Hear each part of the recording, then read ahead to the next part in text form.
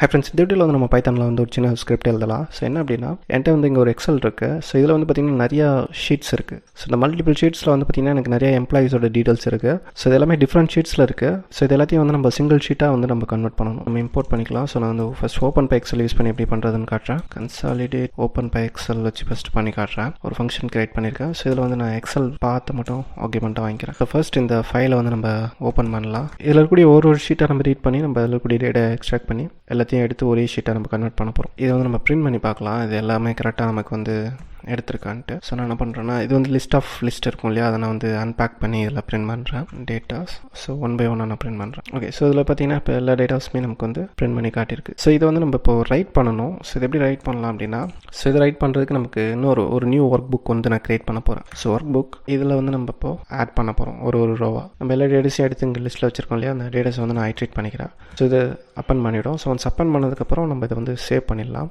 Work book dot save.